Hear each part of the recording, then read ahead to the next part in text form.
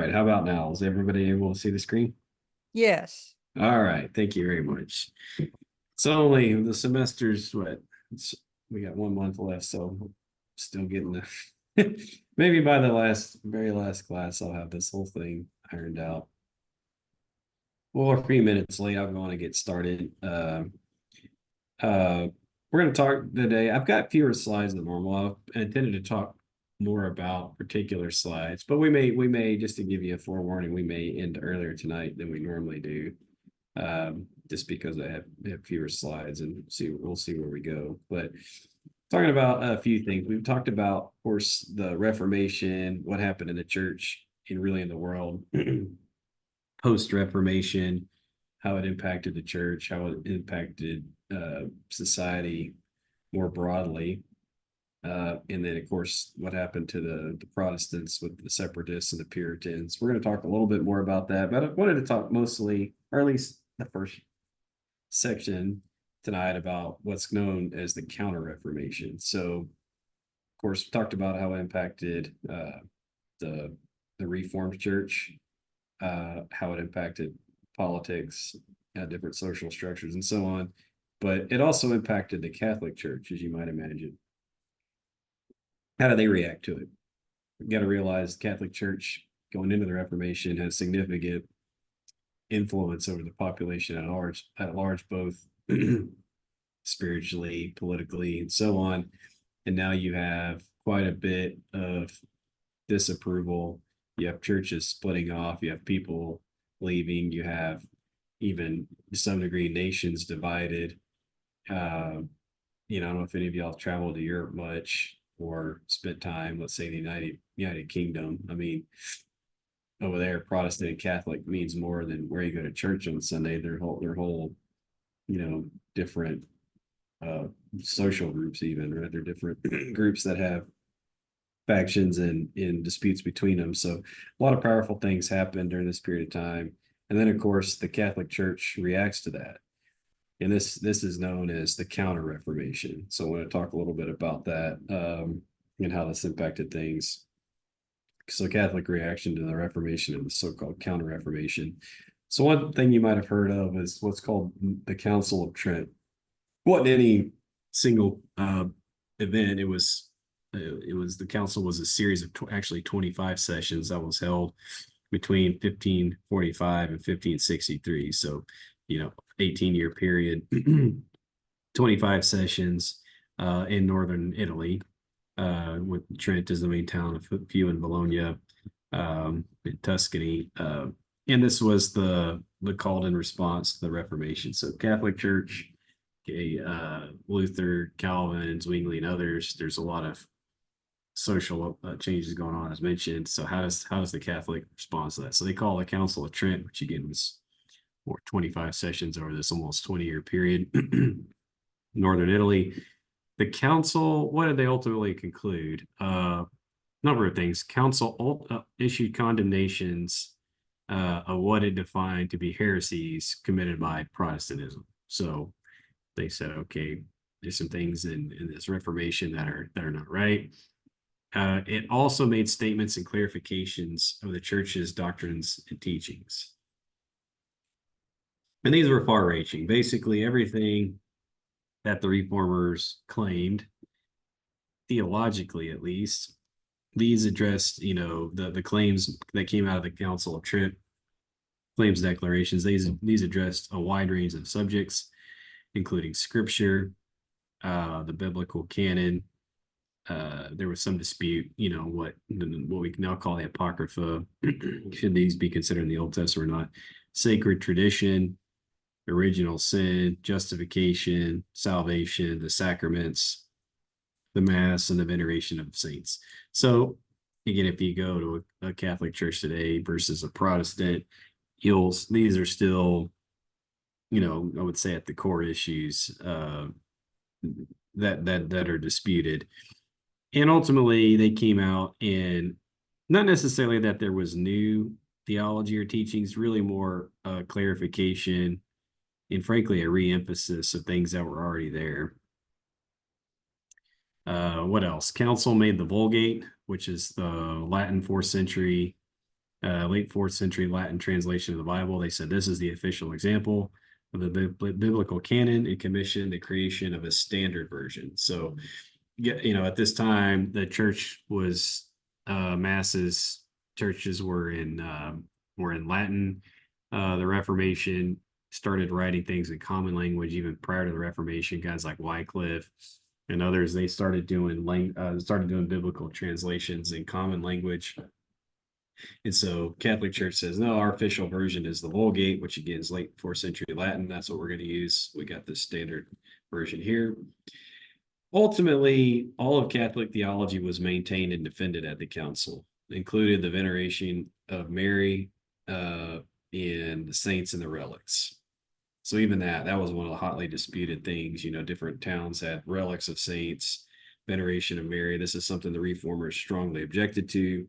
But really, in the end, theologically, Catholics didn't really budge, give any ground. They ultimately condemned the different theological teachings of the reformers, and said, no, these things are valid. Again, in some cases, you'll see things come out of the Council of Trent, but it was really more either redeclaration or clarification of pretty much already well entrenched beliefs. So theologically, the Counter-Reformation was getting back to certain fundamental principles, but it's not really a move that the Catholic Church made in their basic core tenets, let's say. However, the corruptions and the abuses of the church administration were recognized, and measures were adopted to abolish these abuses. So Reformation had really fundamentally had kind of two buckets. One was the theological objections, which we've just discussed, and the other was, regardless of what you believe on this or that theological matter, corruptions and abuses.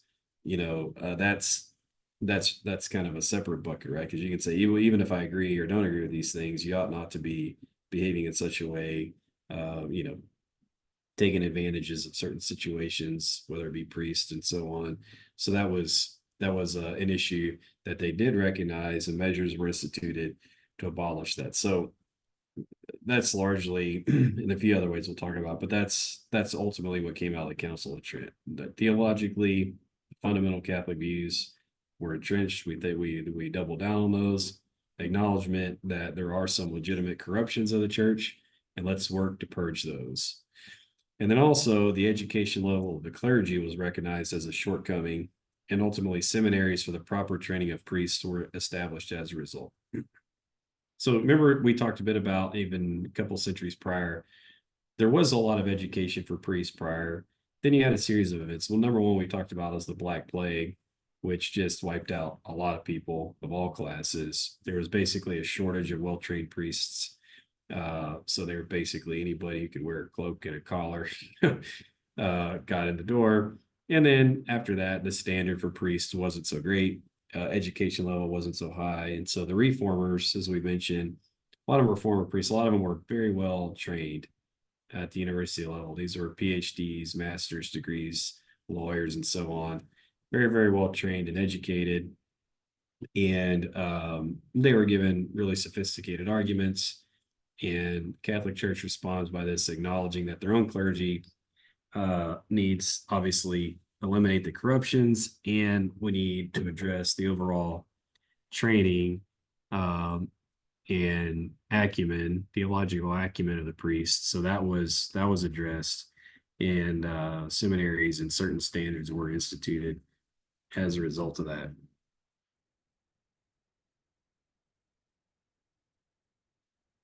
Some other things that came out of it on the Catholic side, the need for a return to spirituality within the Catholic Church was recognized during this period.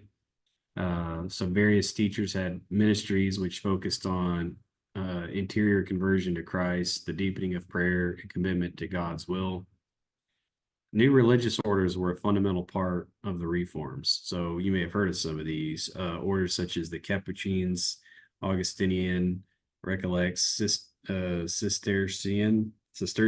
I'm not sure how you say this word. I'm not going to read all of these. Fuelants, Ursulines, Theatins, Barnabites, and especially Jesuits worked in rural parishes and set examples of Catholic renewal. So there was an acknowledgement that even if we disagree with the fundamental theological principles of much of the Reformation movement, there was an acknowledgement that, okay, the commitment, the overall, let's say the spirit, the religious devotion, the spiritual life, uh, that was an increased focus and fervor within the Catholic Church as a reaction to the reformers. So even though theologically there was a denouncing of those beliefs and a recommitment to Catholic beliefs, there was an acknowledgement on a certain level that the overall spirit, the elimination of the corruption, the focus on the first principles, spiritual aspects of religion, not merely just rituals and so on. There was an implied acknowledgement and recognition of that, and I would say an incorporation of those ideals uh, within Catholicism following the Reformation. Uh, Catholic Reformation, Counter-Reformation was not only a political and church policy-oriented movement, but it also included major figures focused on spirituality, such as Ignatius of Loyola, uh, Teresa of Avila, John of the Cross, Francis de Sales, and Philip Neri. So you may have heard of some of these folks. John of the Cross, Teresa of Avila is pretty famous. Actually, my oldest daughter, she did a study abroad in Spain, and she spent the summer in Avila and saw. I think there's even still, if I remember right, Pam made comment, but there's still a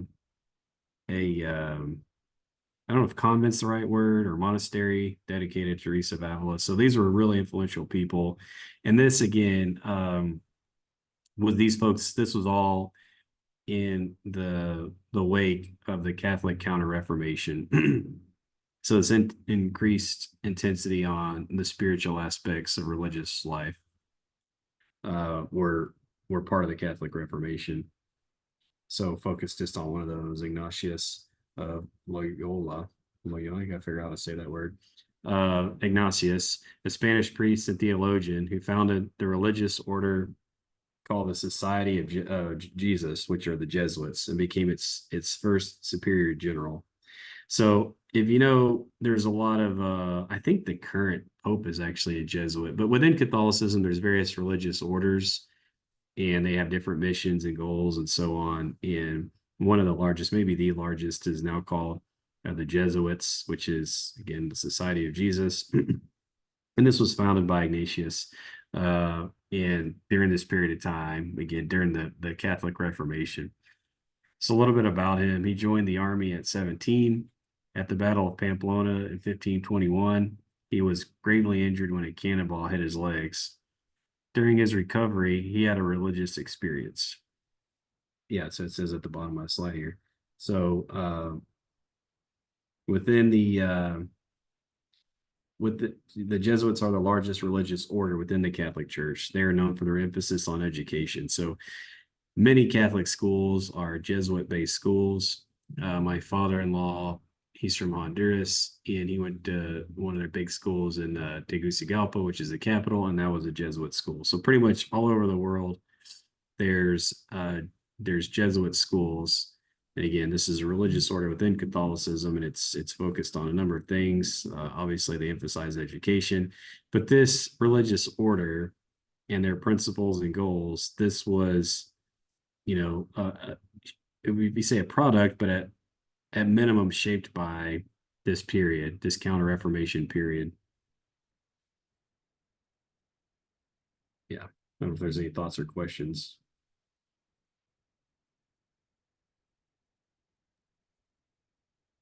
I just think that's significant because, in Christianity today, like Christians are portrayed like we're not we believe in like fairy tales, and so it's good, to see that that there was a passion within Christianity to educate the child and educate the soul to seek the truth. Yeah, agreed. It's a good point.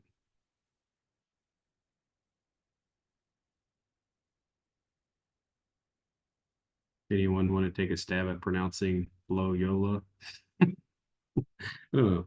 Give that one some thought. I have to look that one up afterwards. Loyola, isn't it? Loyola. Okay. I thought that what it was. In my mind, it wasn't. Isn't there a Loyola University? Yes, in New Orleans. Illinois. There you go. That's why it sounded familiar. Um, okay. Influences within Catholicism. Some Reformation ideas, particularly those of Calvin, became influential within Catholicism. So believe it or not, even though the church officially, um, even though the church officially, uh, let's say, again, I say double down, but they reconfirmed the beliefs within various groups within Catholicism. Certain ideas became influential. Those of Calvin became influential within Catholicism. And this became known, a guy named particular named Cornelius Jansen adopted some of Calvin's ideas of predestination. So again, you have Catholicism, just like the church you may go to. You have the official position, you have the policies, the procedures, and so on. But you have also many just laypersons who believe various things. And of course, this phenomenon happens in many groups. You don't have complete monolithic agreement on all thoughts and beliefs. So within Catholicism, again, not at the magisterium level, right? Not at the level where they actually make decisions and write the catechism, but within various adherents to Catholicism, some of these ideas actually did take root. Cornelius Jansen adopted some of Calvin's ideas of predestination, and there was a pretty powerful group within Catholicism known as the Jansenists. And those were the Catholics who adhered to these ideas. That's what they came to be known by. And there was a number of influential ones. If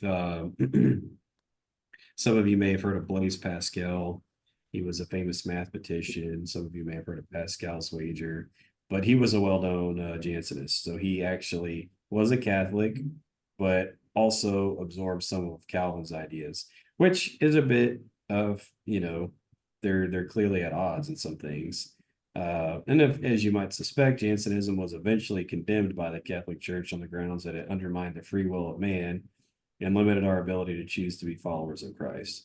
So Jansenism, it was, let's say, a faction within Catholicism. They kept many of the Catholic ideals, but they adopted the predestination aspect of Calvinism.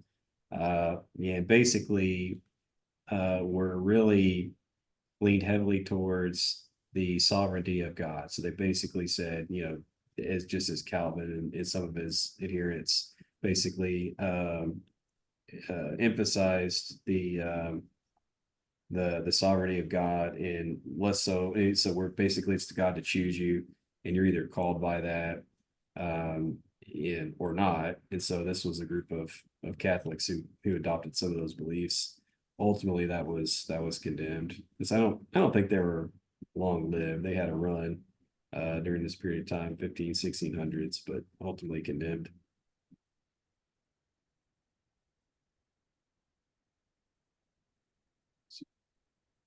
Yeah, and I don't have any slides on it, but I will say that I did have some slides. I don't think it made it to this slide deck, but and maybe I'll bring some back for the next week. There was incidents. If you read about the Reformation, you may read about, and we talked about in times past, where there was condemnations and even executions in some cases of the heretics. I would like to point out that was not completely one-sided. Even John Calvin and some of the other reformers were involved in various persecutions, up to and including executions, even in some cases. So, which is not to slant you towards one side or the other. It's merely to point out that sometimes you could read back in history and you think, okay, well, these guys did this or that. And that doesn't mean that that's false, but during this period of time, there was an incredible amount of turmoil, political, religious, and there was, let's say, atrocities and injustices done uh, across the board by many different types of groups. I'm not saying shouldn't say across the board that they're all equal in measure, but certainly you can find records in that. I did spend a lot of time, again, I may reference some of that in the following weeks, but I did want to point that out. Whereas there was, at this period of time, a lot of ideas in the air, a lot of really powerful ideas. You can imagine just strenuous conflict, and there was, just as you can look back in history and find documented cases of atrocities and crimes by one group. It's certainly not meant to minimize those, but you have to look at it during that period of time, I think, and say, what was going on at the time. Did the Catholics do some atrocities during this time and prior to that? Absolutely, they did. It doesn't necessarily mean the reformers were all completely squeaky clean. And they had some things that were happening during this period of time as well. Again, I may talk about that in a bit. So the Reformation and the Counter-Reformation was, again, religiously, politically, lots of turmoil, upheaval, a lot of strife, and so on. And and some things we look back on in the church, right? I mean, it's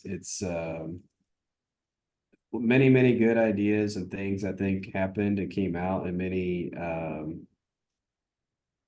let's say many corruptions were addressed.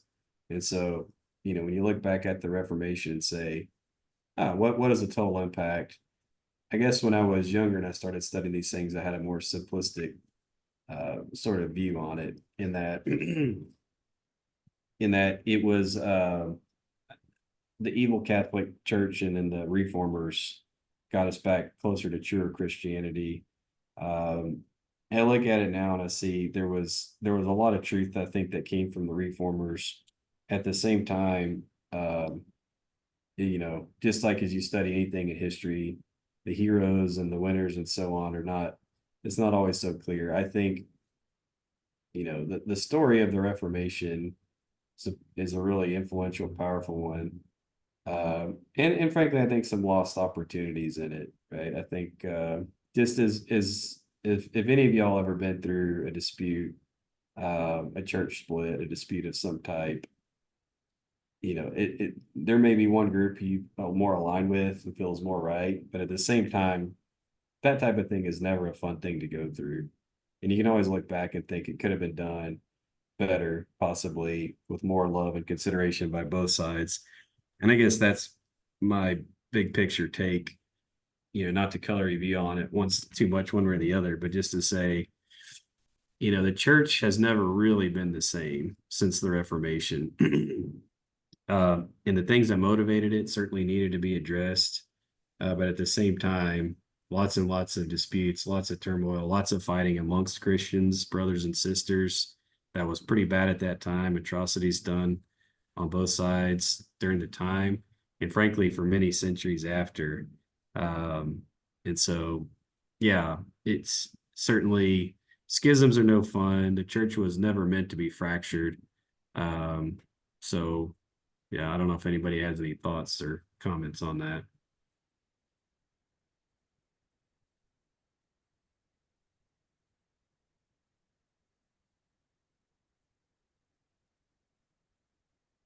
I have maybe some questioning statements more than facts, but the Roman Catholic Church had dominance based on its power that accumulated over the years, rather than based on the personal belief that an individual could have developed if they had had access to the scripture. Yeah, there was definitely an increase in access to the scripture from following the Reformation, and also the printing press, and also an increase in just literacy rates that happened over the centuries. So that's certainly the case. And now we'll talk in the following centuries. At the time, they said, okay, they insisted on the Vulgate. But now in the Catholic Church, the masses are in whatever common language the country's in, and they encourage readings and so on. So that was a change that took place. But yeah, you're right. At the time, the average that was a change that happened slowly over the years. In the early church, even though scriptures were really hard to come by because just there was no printing press, they're expensive to get a manuscript, and the literacy rates of the general population were really low. You would go to worship on Sunday, and they would read scriptures. So even though, I mean, you had access to the scriptures if you were a regular attending Christian, even in the very first century. It didn't mean you were literate, it didn't mean that you had your own Bible, but you would go to church, and that was a big part of worship from this earliest days. They wouldn't read a verse or two, right? They wouldn't read just long form. Let's read the Epistle of Paul on this. So that's how your access to the scriptures came. But what happens when language evolves, because back then it was written in Koine Greek, and most people spoke Koine Greek. So you go there, and it was in the language you spoke. Of course, then it got translated to Latin. A lot of people in the West spoke Latin languages, but over time, you have the same problem. Scriptures are expensive, manuscripts are expensive, and you have few people who can read or write. However, if they go to the local church, they don't understand that language anymore, right? They may speak some kind of Latin derivative, but they don't speak classic Latin anymore. So to your point, there was a loss of access to the scriptures that really, kind of got corrected, let's say, during this period of the Reformation.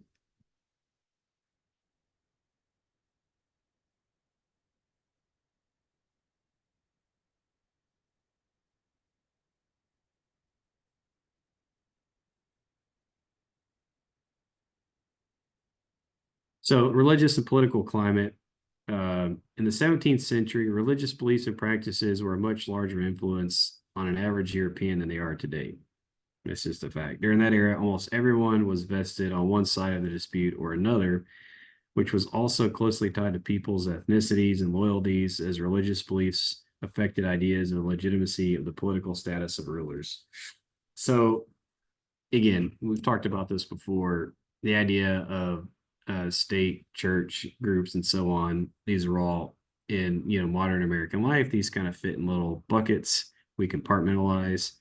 It wasn't the case in the 1600s, right? Following the Reformation, which is why, again, you have, if any of y'all mentioned United Kingdom, if you go to parts of the United Kingdom, the disputes largely fall the regions. Like, what separates Northern Ireland from Ireland? I mean, okay, politically, I know it separates them, but one is largely Catholic and the other is largely Protestant, right? If you meet somebody with the United Kingdom, they may self-identify as Protestant or Catholic. That's true in other parts of Europe. I know I've got to work and travel some internationally. I know people from the United Kingdom who will self-identify as either Catholic or Protestant, who don't even go to church. Some of them don't even necessarily believe in God. Why? Because that's a cultural identifier. It's not so much that you believe. Over time, it started out with beliefs, but over time you get aligned with this group, and that's still powerfully present even in modern day parts of Europe, United Kingdom, where actual wars and disputes line up. So whatever your beliefs are, you're either Catholic or you're Protestant, and that's a powerful, and like if you talk to people, this soccer club, well, this isn't a Protestant neighborhood, this isn't a Catholic neighborhood, and so on. So the schools are lined up that way. So during the 17th century, all of these things were heavily aligned. They weren't separated out. And again, even still to this day in parts of Europe, religion and nationality were often intertwined in a way that is not familiar to us today in modern times, living under separation of church and state. So I'm from Houston. You guys are from various parts. I mean, just imagine if somebody were to tell me there's from some part of Houston, right? I'm from the Heights. I'm from the Woodlands. I'm from Galveston, Katy. I wouldn't be like, you must be a Baptist, right? I mean, I would not even remotely connect.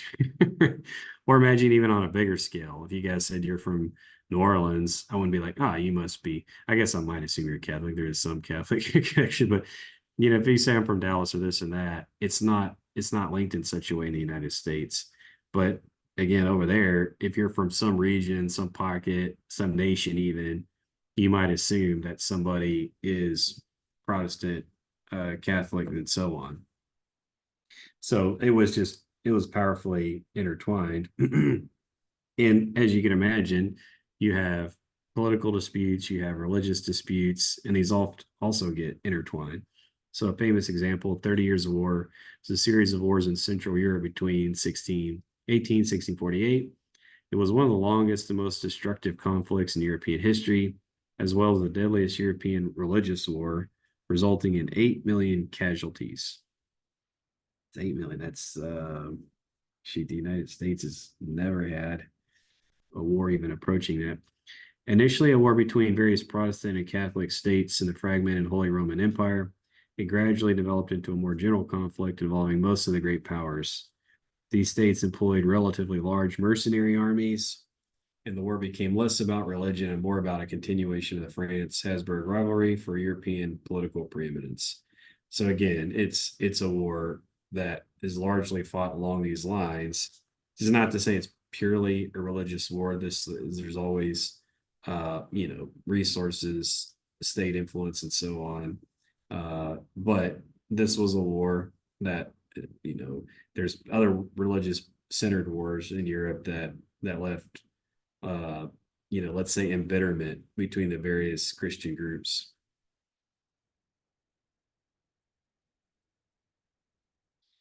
During this period of time, the concept, in Europe, you have commingling of church and state, you have rules on religions. So during this period of time, and then of course you have really powerful beliefs and views on it. So on various truths and disputes.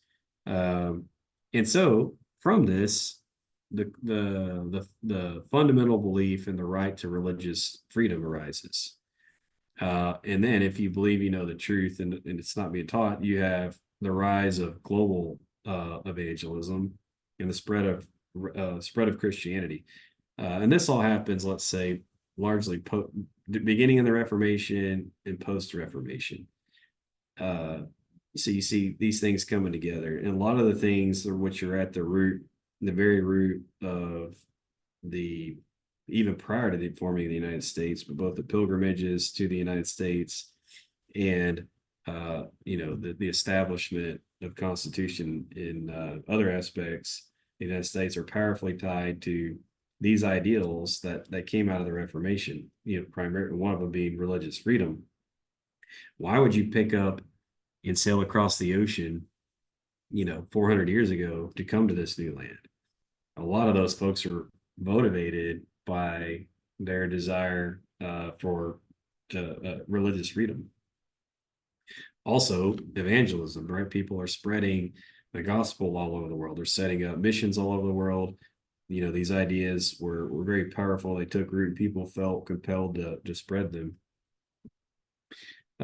Catholic evangelism picked up quite a bit during the Counter-Reformation. During the Reformation years, the Catholics were involved in global evangelism. The Catholics established missions in the New World to Christianize the Indians. The Jesuits also set up missions in Japan and other parts of Asia. Although initially there was some success in Japan, in the early 1600s, there was a persecution of Christians. Many Christians were massacred. I think there was a recent movie that came out about that. I forget the name. Japan was more hostile to Western influence and evangelism efforts, so it wasn't a successful taking root. But even so, are any of y'all from Florida? As I mentioned before, I'm in Texas.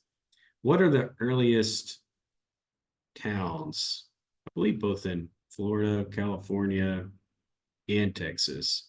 What were they primarily set up around? I can tell you in Texas, it was Spanish, mostly Catholic Spanish missions, right? Which is why a lot of the old towns have names such as San Antonio here in Texas, or St. Augustine, San Francisco, and so on. And again, these are some of the early settlements in the New World in the United States were built up around missions. You had towns in the Northeast built up around different Protestant pilgrimages. You had Catholics evangelizing, set up missions, really all over the world during this period of time. They're wanting to Christianize the Indians. So you see these disputes that happened in Europe in the Reformation, they had ramifications that really got sent all over the world. So pilgrims heading to the New World. Pilgrim was a term for the various groups who left England for religious reasons. The term Great Migration refers to the migration in this period of English settlers, primarily Puritans, to Massachusetts and the West Indies, especially Barbados, in early mid 1600s. They came in family groups and were motivated chiefly by a quest for freedom to practice their Puritan religion, some other Puritan-related religions. So an interesting thing about it is that you came over in a family group. So, the Protestant pilgrims and separatists, it wasn't like you had a missionary or let's say a Catholic priest that goes over and starts it. These people were moving their whole lives there, including their families, at significant risk to come to a new world. Just to travel across the ocean during that period of time is obviously really risky. But now you're setting up your whole life there, which I just find that, the dedication and the commitment to that, to the commitment and the dedication to being able to practice Christianity the way they saw it, the way they viewed as true. They were completely committed to that, because to come over with your entire family just across the ocean to set up, your home, your whole new life in a new world. Think about what it would take for you to, how powerfully motivated would you have to be in order to do that? But, unlike other ways of migration, which largely happened for economic reasons, these were a lot of the pilgrims were, of course, motivated by religious reasons. They weren't starving where they were from, right? They didn't feel free to be able to practice religion the way they wanted. Talked about last week, another group of the pilgrims was the separatists. They call themselves the separatists because, again, they separated from the England church. They were looking to purify. They just looked to break off. They just fundamentally believe that we can't fix the Anglican church. It's just Catholicism 2.0. It's incorporated everything. It just doesn't roll up to the Pope. So they split off. They suffered persecution, and they fled to various places around the world. Most of them, or a lot of them. Pilgrims tried to sail the New World on the Speedwell. There's a leak in the boat, famously. You may know about that story. And then on September 1620, they sailed successfully on the Mayflower to the New World, and they arrived November 9, 1620. The first thing they did, famously, when they got to the New World, they got out and prayed. And they named the place where they landed Plymouth, and they named that bay Plymouth, and they named the bay that Plymouth was in, Cape Cod Bay.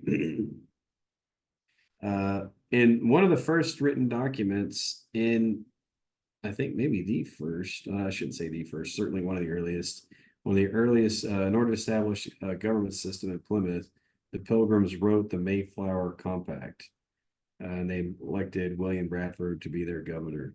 So that was early system of governments, was the Mayflower Compact, but this was very much a religious endeavor, right? The reason they came in the first place, the whole point of the pilgrimage, and what their motivation was seeking religious freedom. William Brewster, some of you may have heard of William Brewster, also known as Elder Brewster, by virtue of his education and existing stature with those immigrating from the Netherlands, he became a regular preacher and leader of that early Plymouth community. He traveled over on the Mayflower to Plymouth with the other pilgrims.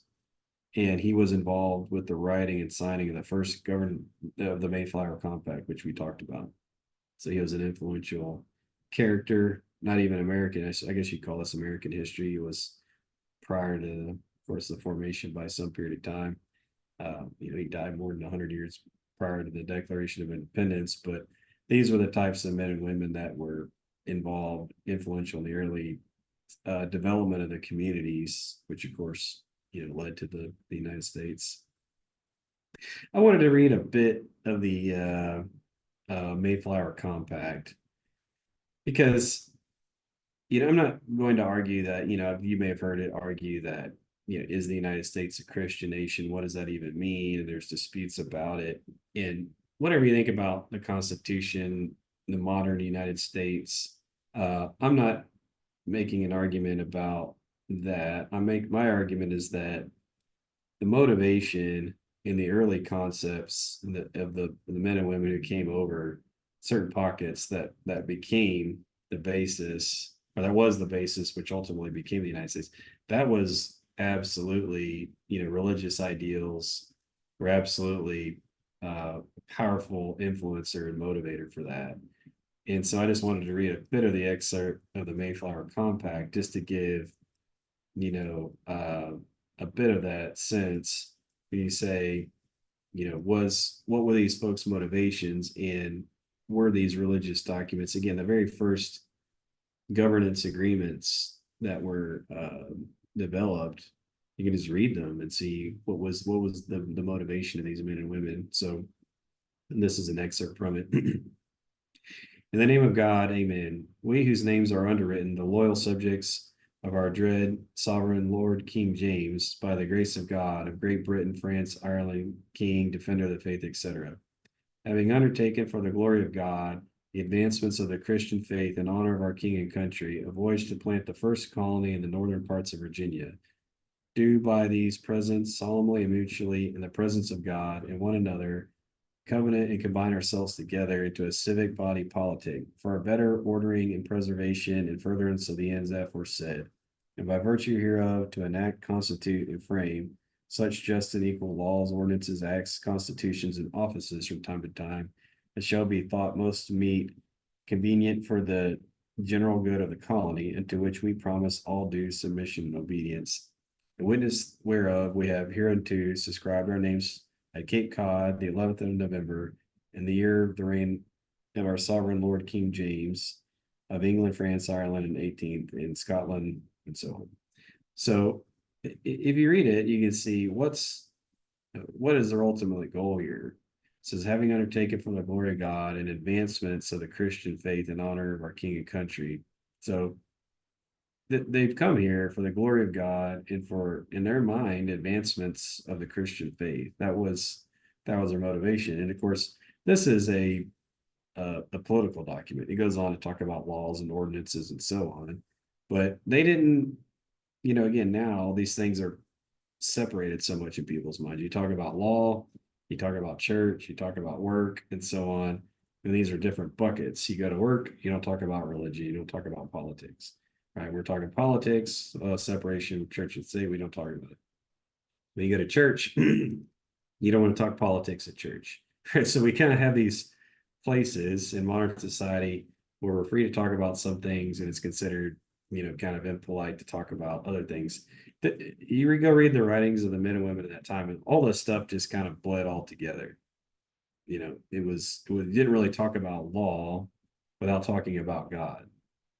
And vice versa. These things were just kind of more on a continuum than they were little clean compartment categories.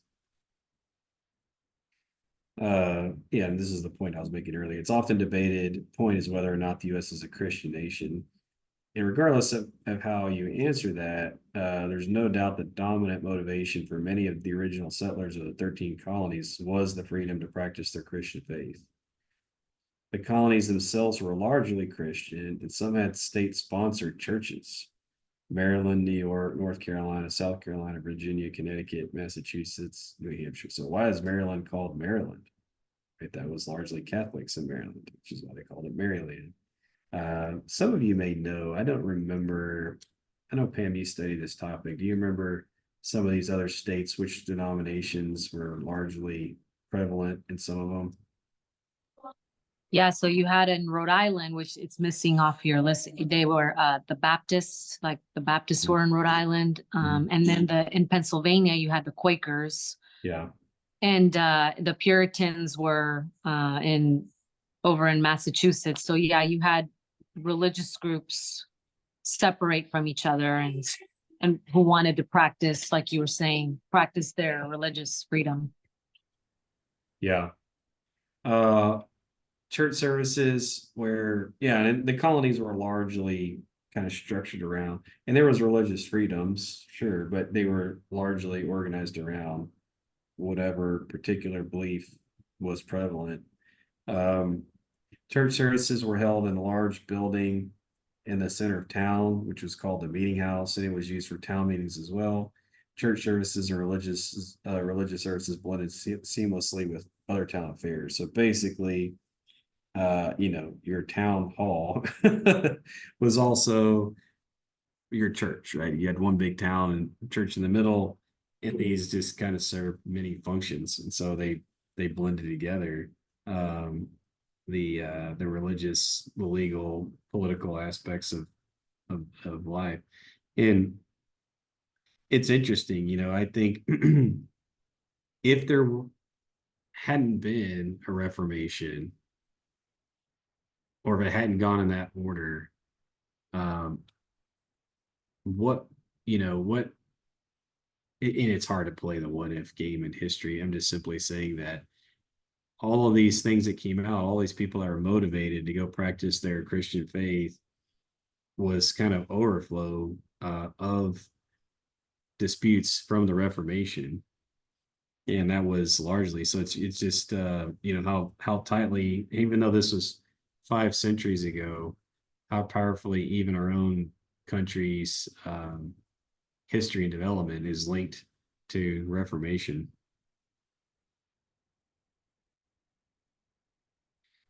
Colonial governor in Virginia in 1617 declared it a crime not to go to church on Sundays and the holidays. So there wasn't religious freedom in the sense that we view it today, but they still had certain rules. So again, in the 1600s, Virginia was a crime not to go to church. Connecticut Colony Charter of 1662 called for residents to have the knowledge and obedience of the only true God and Savior of mankind in the Christian faith. So in Connecticut, it was also mandated. Charter of Rhode Island, 1663, called for residents to pursue the holy Christian faith and worship. New York's Charter of Liberties and Privileges in 1683 dictated that anyone professing faith in God by Jesus Christ will not be punished for any difference of opinion. In other words, all Christian denominations were free to practice in New York. So in their mind, if you're in New York, 1683, religious freedom to them meant you could practice whatever denomination of Christianity, but religious freedom stopped there. So basically, anyone professing faith in God by Jesus Christ, as long as you profess that, you won't be punished for any difference of opinion. But to them, that was where it ended, right? It wasn't open religious freedom in the sense we have today. Maryland state constitution stated, and this was in 1776, that as it is the duty of every man to worship God in such manner as he thinks most acceptable to him, all persons professing the Christian religion are equally entitled to protection in their religious liberty. So again, same concept as New York. You're free to practice whatever religion you want, as long as it's some type of Christianity.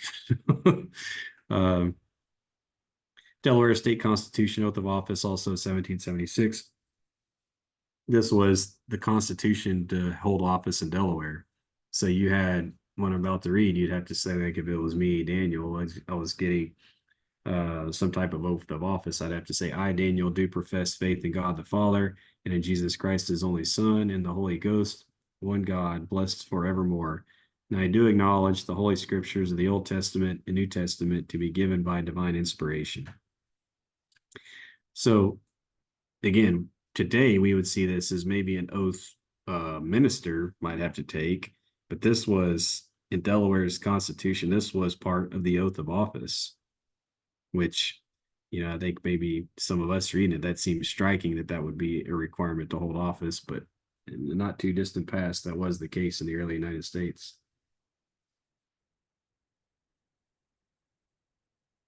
North Carolina Constitution stated that no person who shall deny the being of God or the truth of the Protestant religion or the divine authority of the Old or New Testaments shall be capable of holding any office or place of trust or profit in the civil department within this state.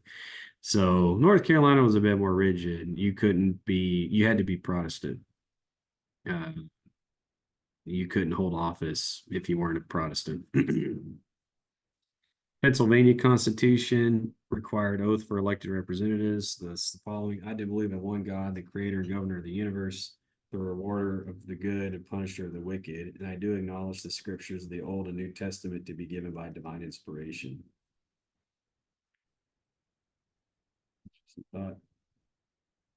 New Jersey Constitution, that there shall be no establishment of any one religious sect in this province in preference to another, and that no Protestant inhabitant of this colony shall be denied the enjoyment of any civil right merely on account of his religious. These are just, at the time it makes perfect sense, but I think it's amusing for a modern reader. Again, this idea that no Protestant inhabitant of this colony shall be denied any civil right merely on account of his religious principles. Can be whatever religion you want as long as it's Protestant. Georgia Constitution 1777 allowed for citizens to have free exercise of the religion, but also required representatives to be Protestant. Massachusetts Constitution mandated that all elected officials take an oath of office, that including their professing of the Christian faith. So again, when you say, it's so broad to say, is the United States a Christian nation? You could say from its inception and founding, not everybody is motivated by Christian ideals. There are certainly, various political, economic motivations as well. But many of it was the early colonies were set up by religious pilgrims who brought their families. And it was even codified, right? Both in the very earliest pact, which was the Mayflower Pact, and then even in the early state constitutions, even to hold office in many of them required Christian oaths. So, these things are not often talked about or taught, but yeah, you can go look them up. They're public record. This was our nation in the not too distant past. These were commonplace. Let's read a couple more. South Carolina Constitution. There's one eternal God. This is a requirement for a state authorized church. There's one eternal God and future state of rewards and punishments, that God is publicly to be worshipped, that the Christian religion is the true religion, that the Holy Scriptures, the Old and New Testaments, are of divine inspiration and are the rule of faith and practice. New Hampshire Constitution required all elected officials to begin Protestant Christian religion. There's a lot of these. I'm not going to read. I think you guys get the point. That's it. So with that, we ended a bit early, but I did want a discussion question. And this is something that comes up, and I'll leave this just open for thought. And again, whatever you think, I'm not trying to get you to think about it one way or the other. But throughout this class, this has kind of been an underlying topic, which is you have the first 3 centuries roughly of Christianity, of which Christianity was almost completely separated from the state. Well, it was, right? It was pretty much tried to stay out of the way of the state, try to stay clear. It was purely a matter of religious belief, evangelism, religious practice, and so on. Then after Constantine in the early 300s, you have acceptance and tolerance of Christian religion, and then it ultimately becomes the official religion of the Roman Empire. The Roman Empire, of course, is just really dominant in Western civilization. pretty much forms the roots or the basis of Western civilization. And Christianity obviously takes root heavily in Western Europe, and then those beliefs spread out globally. And you have, of course, the formation of the United States, other nations, which these concepts and ideas are at the root of. And then now you have, countries like the United States, which are pretty well secularized in the state level, right? Even now, it's whether we should even remove God in certain things, Pledge of Allegiance and so on. Does one have to take an oath before they bear witness in the court of law and so on? So you see this path, and Christianity started out certainly completely distinct and separated from the state, which was, not the case for all religions. Again, we talked about Islam started out completely intertwined with the state from its inception. Not the case of Christianity. Over the time, it does certainly become intertwined in all the good and the bad that come with that. So I'll pause there and just see if you have any thoughts or reflections on either the pros, the goods, and the bads of either way. You've either being completely isolated or intertwined to some degree.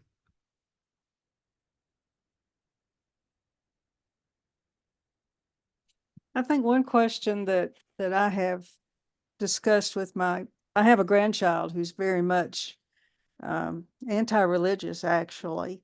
Mm-hmm. And so he believes there should be absolutely no intertwining. That forms his view on morality questions as well. Mm-hmm. But the question I ask him is, would society be better off if everyone and if the laws did reflect the virtues of the Christian religion? Mm-hmm. Would society be better off? Mm-hmm.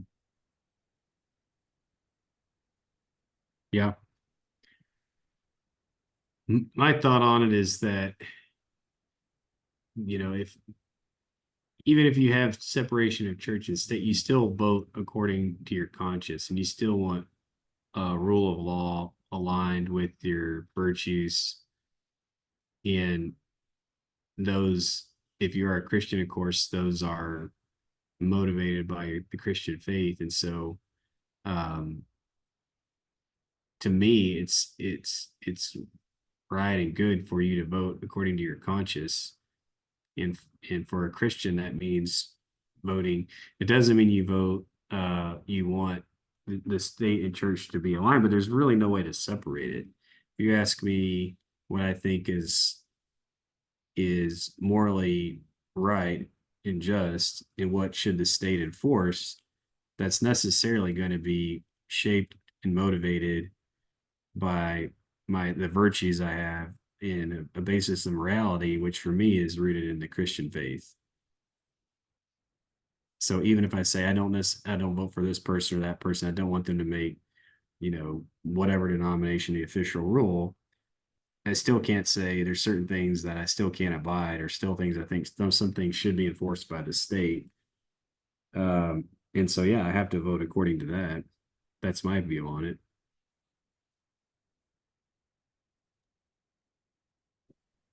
I agree. So, I'm sorry.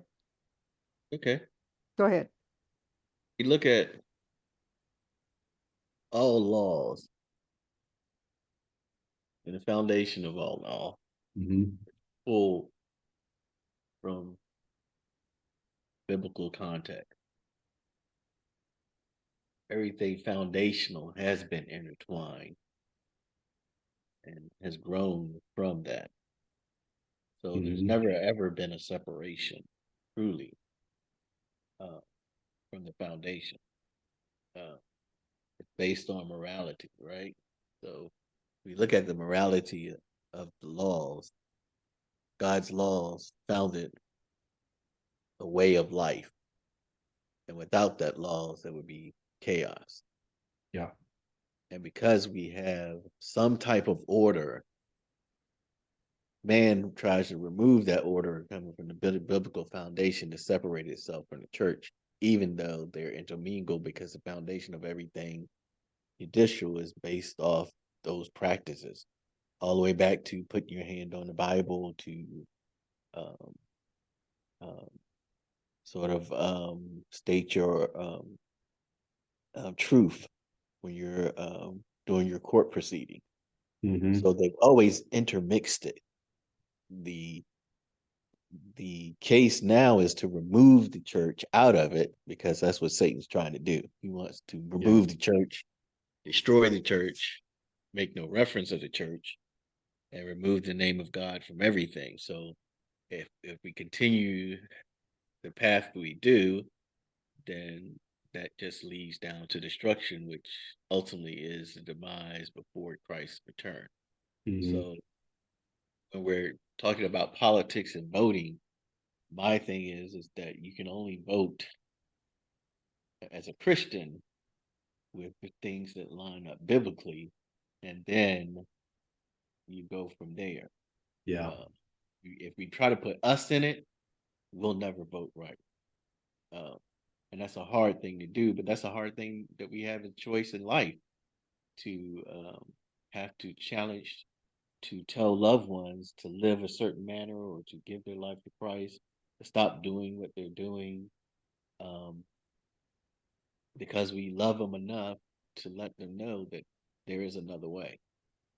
Yep. And we don't do those things, then we're doing a discord in our walk to Christ to represent Him, and that gets with our heart issues. It always boils down to the heart. Um, we were just looking at, trying to think when we we were looking at Jonah, in a study in another class of mine that we had, and I made the case that um, when you're talking about Jonah biblically, everybody focuses on um, Jonah not wanting to do what God says, and then he ultimately does it. But the book ends with the question to Jonah: that God have the right to save Nineveh?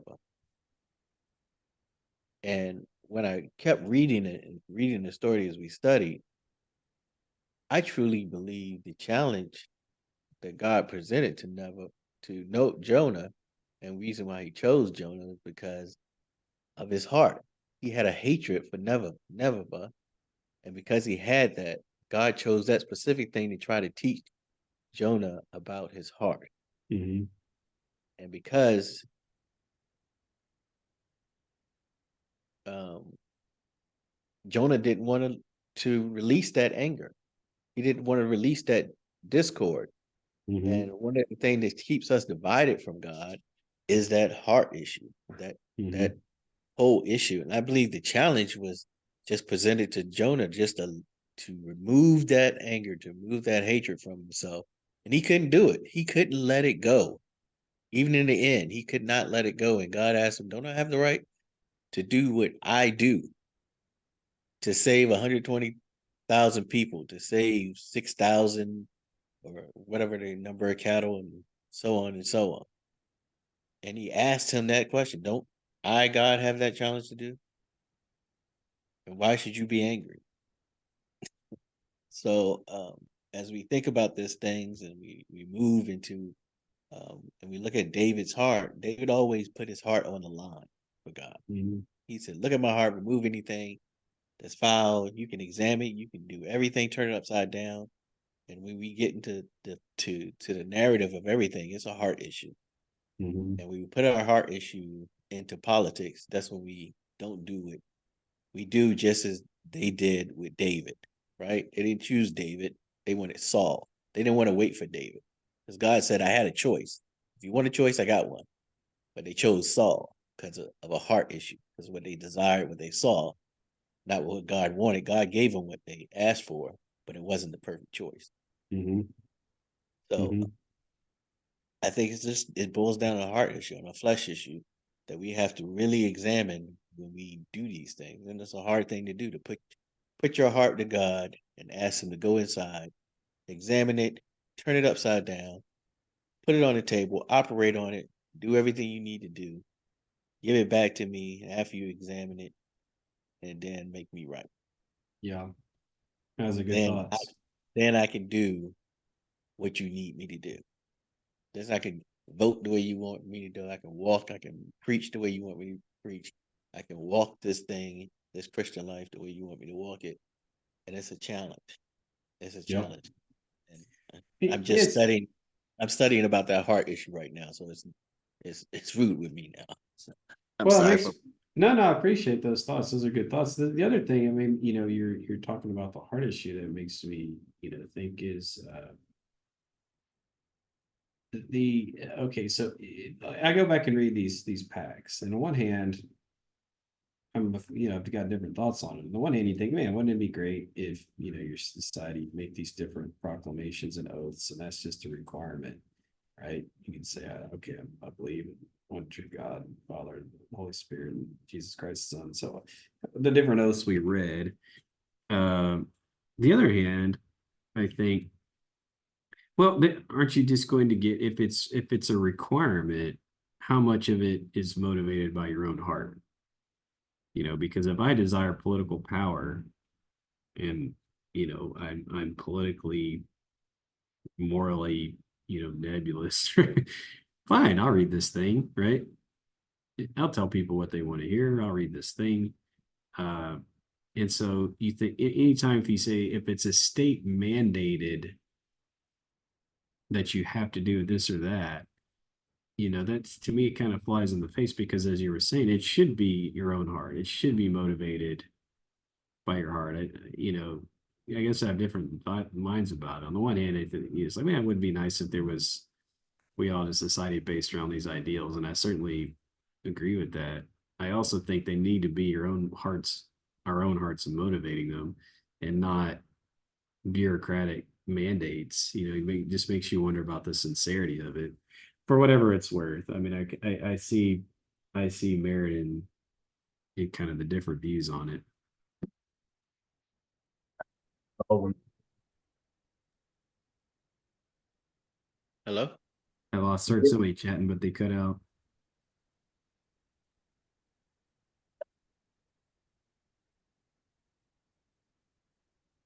I think we lost them. We could also, if you can hear me. Mhm. Uh, Jesus was very poignant about render Caesar what Caesar is due. Yeah. Talk about there's certain things that you're supposed to do and be obedient uh, to the things you're governed, but it shouldn't go against God, because his very ministry went against the face of the elect, it went the face of the republic, it went the face of everything that was going on during those times. But there were certain things that we render to them, as far as taxes being beaten, don't cheat on your taxes and all that stuff. But that goes on as things. But there's going to be certain things that we just render to the government because we're supposed to as stewards of God's word and living that way. But there's things mostly we're gonna be up against. We're gonna be faced to oppose, and we have to face those battles and challenges. If we do nothing as a church, then we render over um, the land to go by the wayside. That's the battle that the children of Israel faced every time. They were corrupted based on how they allowed things to happen within their walls, within their community. Sort of the corruption from within, right? You bring the Trojan horse and you get taken over, right? Yeah. So uh, there has to be a response and a reaction from the Christian faith to be involved in the very thing that people say don't cross the line in politics. Yep. And always been a mixture, and we have to cross that line because if we don't, then the Trojan horse will come in and do exactly what it's doing now, is turning the nation upside down, and we've rendered it over to it, and that's where we're at. I feel as a nation right now, we've rendered it over just because of our heart. We didn't stand up for the issues that need to be stand up for, so they were easily removed um, from from the foundations of everything that was set in place. Everything from prayer in the school, and from that movement, everything else has been started going on a downward trend to remove everything else. Yeah. From everything from removing um, the 10 Commandments from judges, chambers, and states, and everything else has fallen after it. There's no truth now. Hmm. We don't even have real truth now. They make up truth. Truth is whatever you want to make it. So Hmm. we've just Yeah. gone further down this line, and unless we fight and stand up for it, then it will be what we be, and we'll be losing our religious freedom and wondering why we don't have it anymore. Yeah. One of those makes me think, Cornell, one of the, and people say it with good intentions. I'm not trying to blast anybody who says it, but I just hate the phrase when somebody says, "Thank you for sharing your truth." I don't know if anyone's ever said that to you. And, like the concept of your truth or my truth, speak your truth. I'm like, I don't own truth. Truth is what it is. Right. I Right. don't, you don't have a truth and I don't have it. It's a complete objective reality. What is true is what is true. It's got nothing to do with my views on it or takes on it. Maybe I'm right, maybe I'm wrong, but the truth is what it is. So anyway, it's a pet peeve of mine. It's commonly said. If the other person doesn't believe there's a truth, you don't even have a basis of conversation. Yeah. Yeah. Yeah, exactly. What are we even arguing here? You can't you can't tell me I'm false because you don't believe in truth. Exactly. I always say, well, if that's not true, if this is not true, then I guess the air we breathe is not, also not true, right? Yeah. We're not really breathing air right now. It Yeah. doesn't even exist because there's no truth, right? Yeah, it's crazy. And I do think that's why it's such a thorny question on the commingling, the intermingling of religion and politics, because I do like the idea of religious freedom, absolutely. But at the same time, we're free to choose that. We're free to freely choose Christianity, and then we're free to be influenced and shaped by that, and then believe that that there's certain oughts, right? Things ought to be done a certain way. Certain peoples and groups ought to be protected and not be infringed upon and all of that. And which is not to say a non-Christian can't agree with me on those things, but to me, it's impossible in my own worldview. It would be impossible for me to separate my ought claims from Christian worldview. They're one and the same to me. So anyway, we're past time. Thank you everybody for the discussion. I enjoyed that. I'll try to incorporate a bit more discussion. That's usually not usually, it's always my favorite part of these chats with you all is the discussion time. So thank you for that. Thank you for the space. Yeah. Thank you. Thank you everybody. Have a good night. Good Good night. night.